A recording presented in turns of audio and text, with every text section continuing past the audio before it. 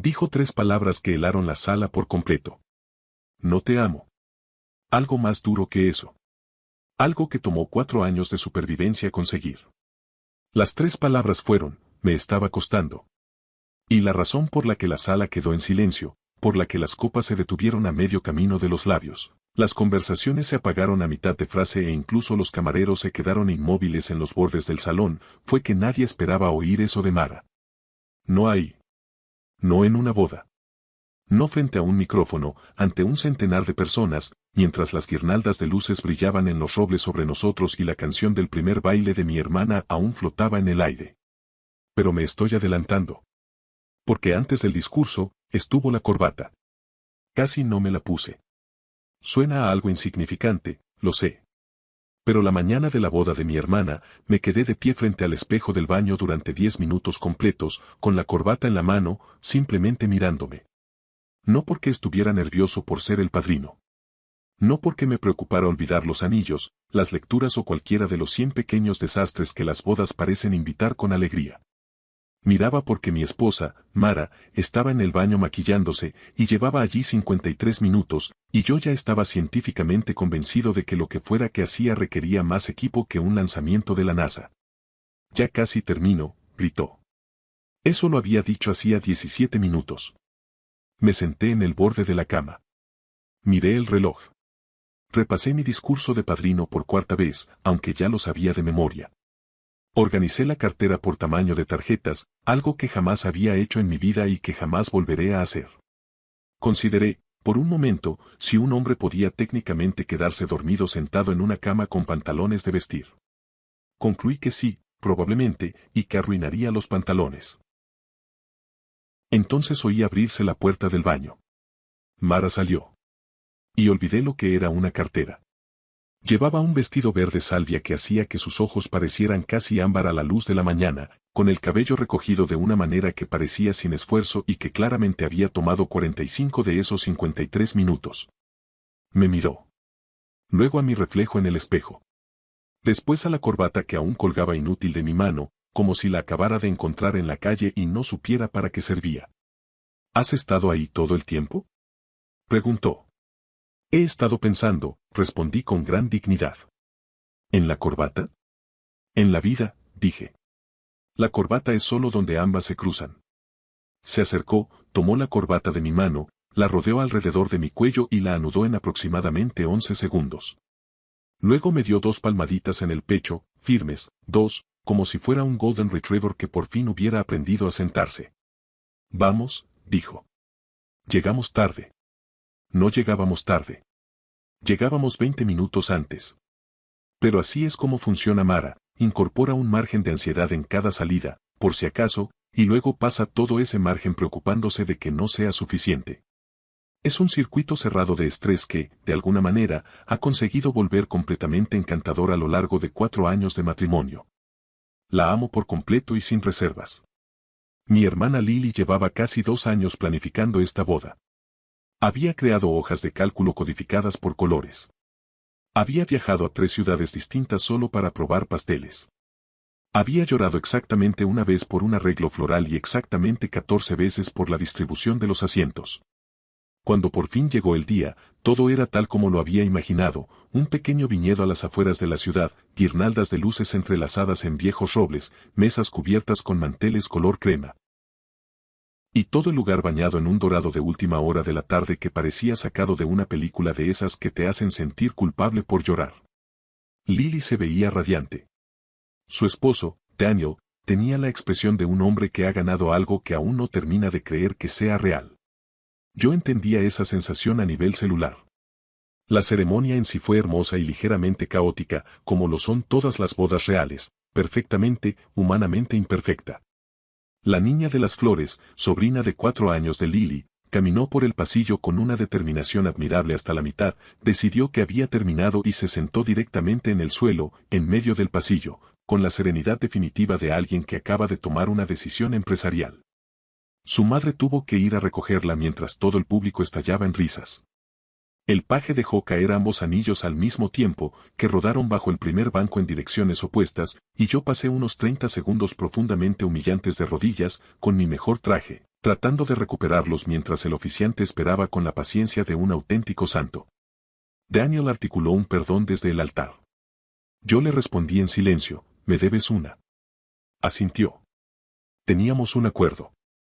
Entonces comenzaron los votos y dejé de encontrarle gracia a cualquier cosa. Lily lloró. La voz de Daniel se quebró al pronunciar la palabra siempre de una manera que hizo que media sala buscara pañuelos. Mara, de pie a mi lado, deslizó suavemente su mano en la mía. Miré de reojo y la sorprendí moviendo los labios junto al oficiante, recitando en silencio cada palabra como una máquina de karaoke romántico, completamente ajena a lo que hacía. Cuando notó que la estaba observando, se sonrojó levemente y fijó la mirada al frente con una compostura tan exagerada que tuve que apretar los labios para no reírme en pleno intercambio de votos. Así es Mara. Completamente poco sentimental, hasta que deja de serlo, y entonces se empeña en mostrarse ferozmente digna después. La recepción fue todo lo que Lily había soñado. Buena comida, mejor vino, una pista de baile que se llenó más rápido de lo que cualquiera esperaba. Yo di mi discurso de padrino temprano en la noche, la mezcla habitual de anécdotas infantiles ligeramente vergonzosas y afecto genuino, calibrada con precisión para lograr el máximo de risas y el mínimo daño permanente a mi relación con mi hermana. Funcionó. Lily lloró lo justo. Daniel me estrechó la mano como si realmente lo sintiera. Volví a sentarme con esa satisfacción profunda y específica de un hombre que ya ha cumplido su única obligación pública.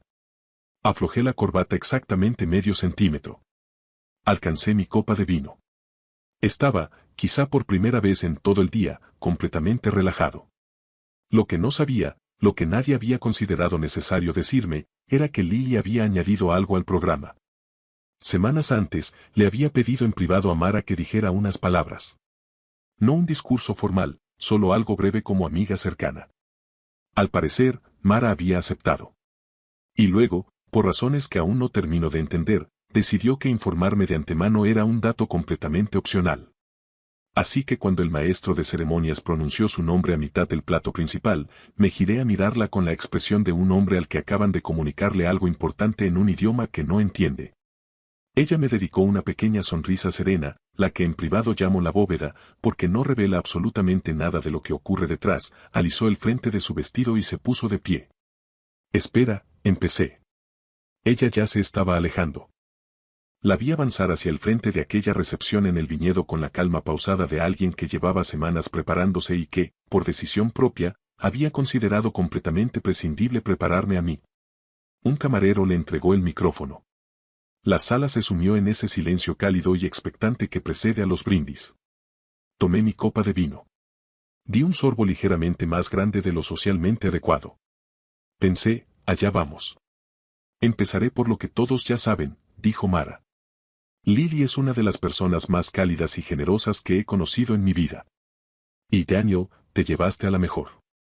Espero que lo recuerdes cada día, sin excepción, durante el resto de tu vida. Aplausos. Calidez. Lily con ambas manos sobre el corazón. Entonces Mara hizo una pausa. Algo cambió en su expresión. Seguía serena, Mara casi siempre lo está, pero era una serenidad que claramente tenía un costo. De esas que se sostienen con esfuerzo, no con naturalidad. Quiero hablar un momento sobre el matrimonio, continuó. No de la versión bonita. No de las luces, las flores, el primer baile y las fotografías. La otra versión. La que nadie menciona en un brindis porque incomoda, porque es difícil, porque no luce bien en las fotos y porque nadie quiere sacarla a relucir en una fiesta. La sala seguía escuchando, pero de otra manera. Inclinándose hacia adelante en lugar de relajarse hacia atrás. Hace 4 años, dijo Mara, me estaba costando. Ahí estaban. Las 3 palabras. Y, tal como te dije, las copas quedaron suspendidas a medio camino, una conversación cercana se extinguió a mitad de frase, y alguien apoyó su tenedor suavemente contra el plato. No lo digo a la ligera, y no voy a entrar en todos los detalles, porque hay cosas que solo pertenecen a quienes las vivieron. Pero hace 4 años yo estaba en un lugar muy oscuro. Estaba perdiendo un negocio que había construido desde cero, con mis propias manos, durante 5 años. Veía cómo el dinero desaparecía de formas que no podía controlar ni comprender del todo. Recibía llamadas que temía contestar. Y, por encima de todo, me daba demasiada vergüenza contárselo a alguien. Pensaba, si resisto un poco más, podré arreglarlo sola.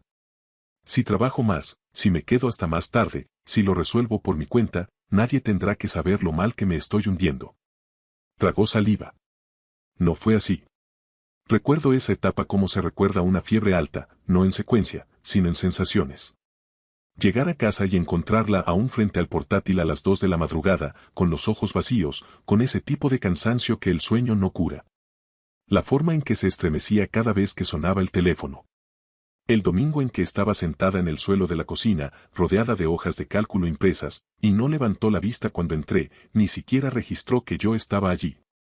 La noche en que encontré el cuaderno donde llevaba las cuentas a mano, y los números eran realmente catastróficos, y ella me miró desde el otro lado de la mesa como si ya se estuviera preparando para lo que viniera después. Finalmente se lo conté a mi marido, dijo Mara. No porque quisiera. Porque ya no me quedaban muros detrás de los cuales esconderme. Se me habían acabado. Me miró directamente al otro lado de la sala. No entró en pánico. No me hizo sentir estúpida, descuidada ni una carga, aunque yo estaba aterrada de que lo hiciera.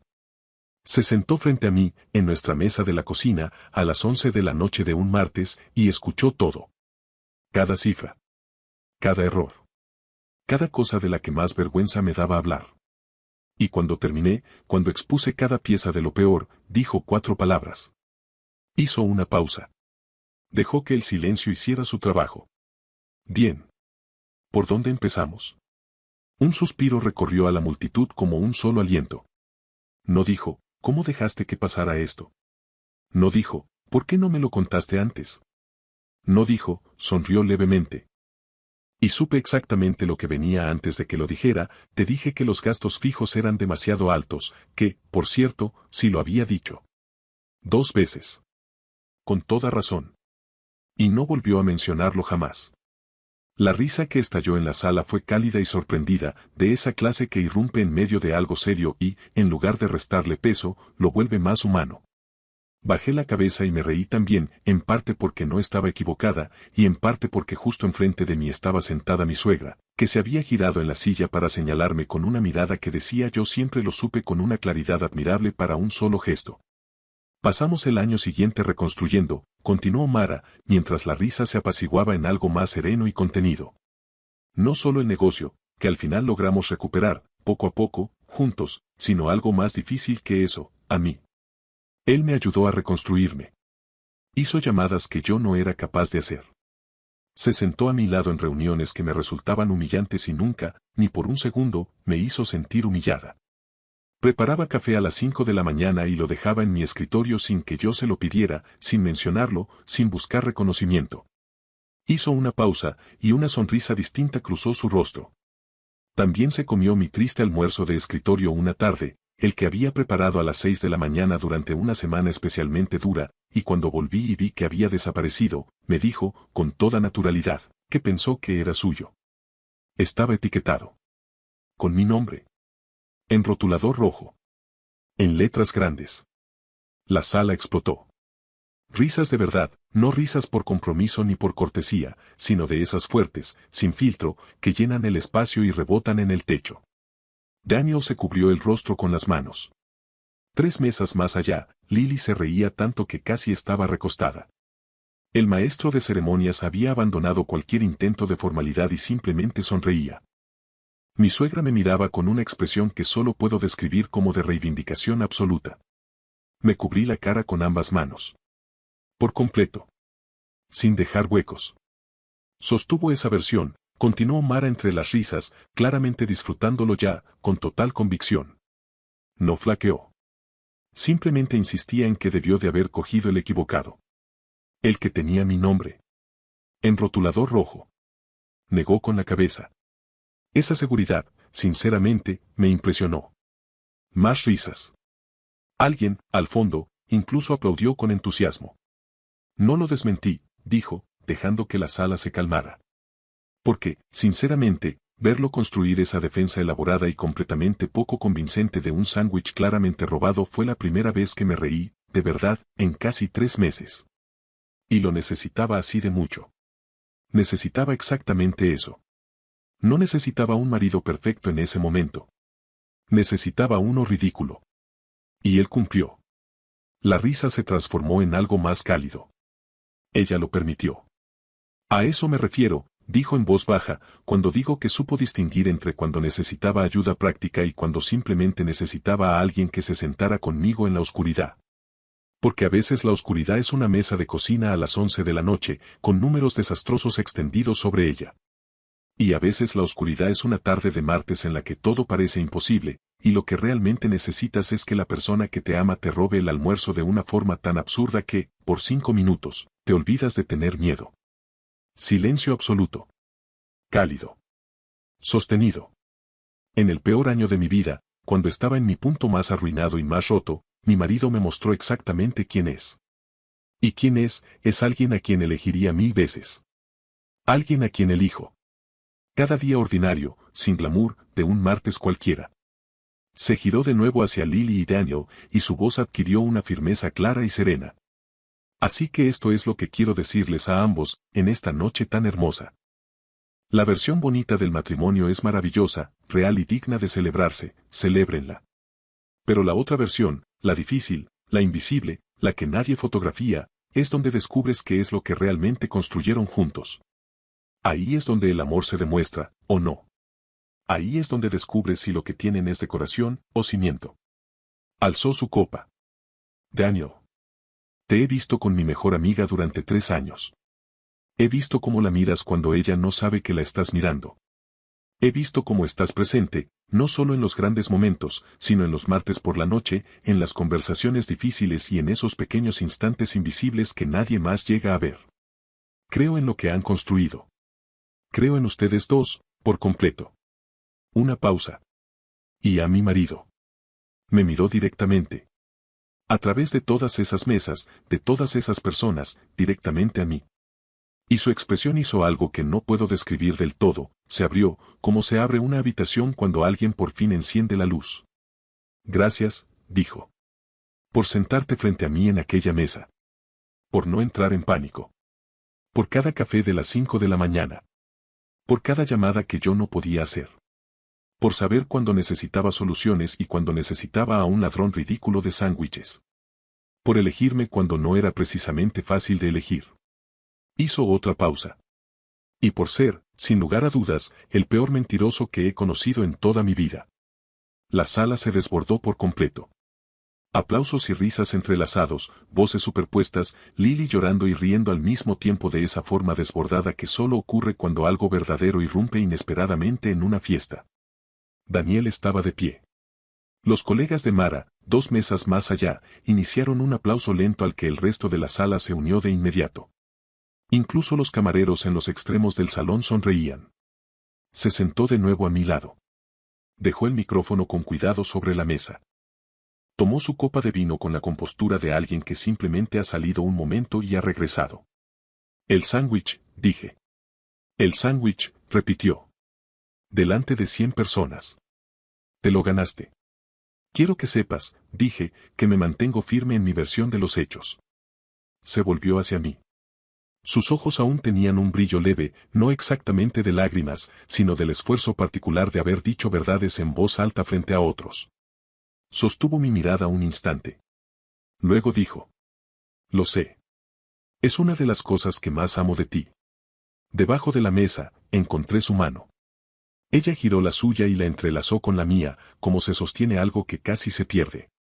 Ya muy entrada la noche, después del pastel, de la última canción y de la despedida de Lily, entre lágrimas y risas, en la puerta, Mara y yo nos sentamos sobre un bajo muro de piedra al borde del viñedo. Descalzos. Las luces seguían encendidas entre los robles sobre nosotros. La música se había reducido a algo lejano y suave desde el interior. Lo decía en serio, dijo. Todo. Sin mirarme. Mirando las luces. Lo sé. Las partes serias y lo del sándwich. ¿Sobre todo lo del sándwich? Sonrió hacia los árboles. Especialmente lo del sándwich.